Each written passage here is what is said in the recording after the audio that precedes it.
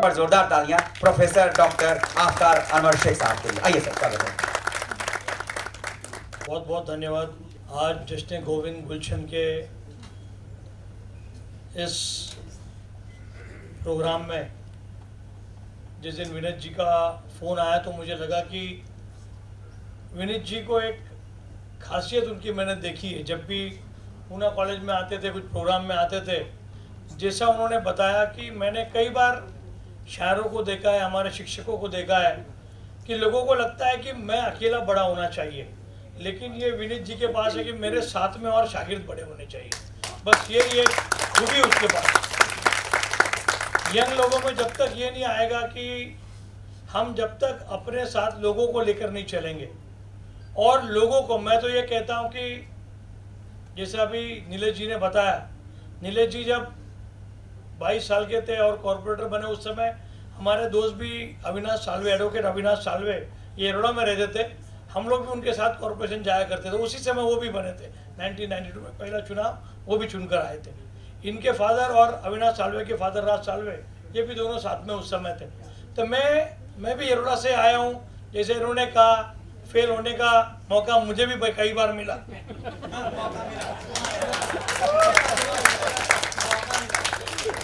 जैसे उन्होंने बताया ना, बस वही जिंदगी हम लोग भी जिए। जैसे एरोड़ा में रहा मैं भी, तो एरोड़ा में ऐसा इन्होंने बताया ना, शराब दारू, मैंने कई बार उसके ऊपर लिखा है।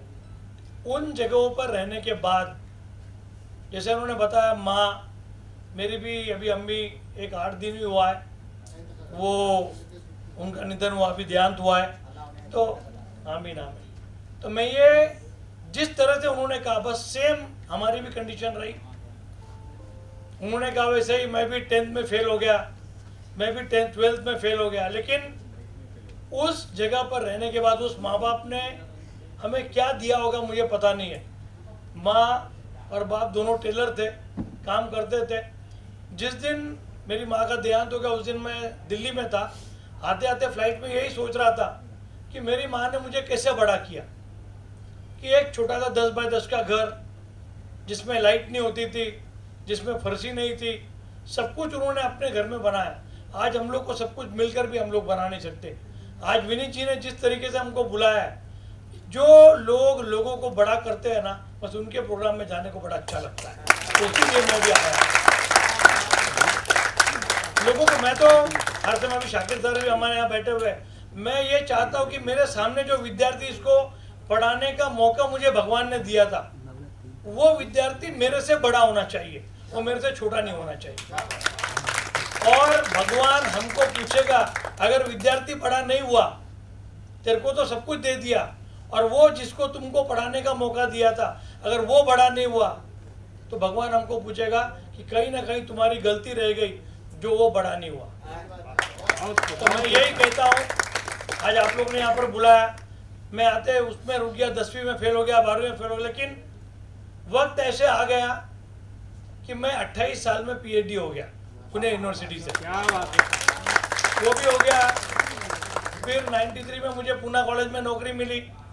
93 से लेके तो 2024 तक 31-32 साल में टीचर भी रहा, प्रिंसिपल भी रहा, डायरेक्टर भी रहा। यानी भगवान ने जितना देना था ना, उससे 10 गुना ज़्यादा दे दिया। क्या ये मैं सोचता हूँ कि जो एक 10 बाय 10 के रूम थे, तो आप लोग भी जितने यहाँ पर बैठे हो, बस शायरी की ये सब कुछ। लेकिन अभी जैसा गुलशन जी को भी सुना, और मैं इन्हीं की तरह से सब लोग कहते हैं, भगवान ने उस समय एक मौका दिया। मैं सेंट्रल एक्साइज कस्टम में 7 साल, उस समय मैं क्लर्क की नौकरी करता था।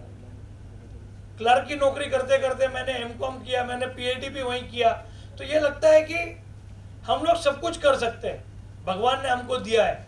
आप जितने शायर, अभी मैं पिछले महीने भोपाल गया था, हमारा राष्ट्रीय शिक्षक संचयता का एक प्रोग्राम था, मैं था, शाकिर सर थे। मैंने यही कहा कि हम लोग, हमारा जो युवा है, ये युवा शायर भी बने, युवा हिंदी की खिदमत, उर्दू की खिदमत भी करे, लेकिन सिर्फ खिदमत करेगा तो उसका पॉकेट कैसे भरेगा, मुझे ये चिंता है। मैं चाहता हूं कि हमारा जो भी युवा है, वो युवा को पैसा कमाने के भी आप जरिया सिखाया करो। कि जब उसका पैसा बनेगा तभी जाके वो दूसरों के लिए काम करेगा। आज हमारा जो युवा है, उस युवा को हमको बहुत सारी चीज़ें देनी है। युवा को सिर्फ और सिर्फ हम लोग शायरी और ये करते हैं। मैं तो हिंदी वालों को कहा, हिंदी बोला लुप्त होती जा रही है सब कुछ। मैं बोला हिंदी में लोग एमए क्यों करें, आपको समझाना पड़ेगा। हिंदी में बीए क्यों करें, एमए उर्दू क्यों करें, एमए बीए उर्दू क्यों करें, आपको बताना पड़ेगा कि इसमें से भी आपको कुछ मिलने वाला है या आपको कुछ बनना पड़ेगा। जिस दिन ये सफल हो गया तो आप जितने लोग आज ये बैठे हुए, आप लोग बहुत सारा अच्छा काम कर रहे हो। जब तक आप आपके शागिर्द बनाते रहो, शागिर्द बड़े बनेंगे तभी वो चाहेंगे कि उसका जो बॉस है, बॉस मैं बॉस कहता हूँ उसको, वो बॉस को दुआएं देते रहेंगे। गुलशन जी, आपने भी बहुत अच्छी अच्छी चीज़ें पेश की। आपने जो कहा, जब जिंदगी हमारी आगे बढ़ेगी तब कश्ती रेगिस्तान में चलने की बात कब होगी,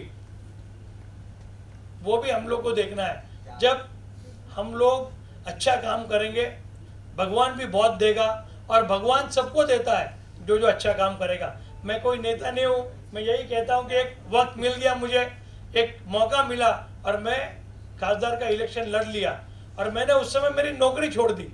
लेकिन मुझे ऐसा लगा कि 32 साल 31 ईयर्स में जिसके साथ काम कर रहा हूँ, ये लोग चाहते हैं कि हम लोग कुछ नहीं करें, सिर्फ उनके साथ काम करें। तो मैंने कहा कि नहीं, अभी मैं अपना भी काम करूँगा और अभी मौका मिलता है मैं सब जगह जाता हूँ। अभी हिंदी के 2-3 प्रोग्राम में जाकर आया हूँ, कल एक उर्दू का प्रोग्राम था, उसमें मौका मिला है। जैसा गुलशन जी आप भी खुले हो गए, मैं भी ऐसे ही खुला हूँ, सब लोगों के साथ में मिलता रहता हूँ। और फिर एक बार यही कहूँगा विनीत जी, हमारा जो युवा है वो युवा को सब कुछ दो, लेकिन उसका पेट कैसे भरेगा इसके ऊपर बहुत ज़्यादा ध्यान दो। उसका पेट नहीं भरेगा तो वो कुछ नहीं कर सकता, तो उसको पेट भरना सिखाओ।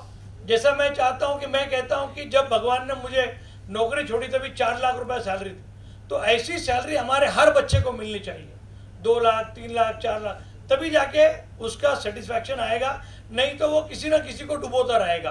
तो वैसा नहीं होना चाहिए। हमको चोर नहीं बनना है, हमको डकैत नहीं बनना है। अभी जैसी शायरियाँ हैं, मुझे यही कहना है कि हमारा हर बच्चा, हमारा हर युवा ये शायरी से बड़ा हो जाए। वो जब मैं हिंदी में जाता हूँ तो माफ़ करना, मैं कभी कभी कुमार विश्वास जी के बारे में बोल देता हूँ कि एक आदमी जो 15-20 लाख रुपए सिर्फ इनकम टैक्स भरता है, यानी हिंदी से कमाने वाला एक कवि, ऐसा ही हम सबको बनना पड़ेगा। बहुत बहुत धन्यवाद, बहुत बहुत शुक्रिया।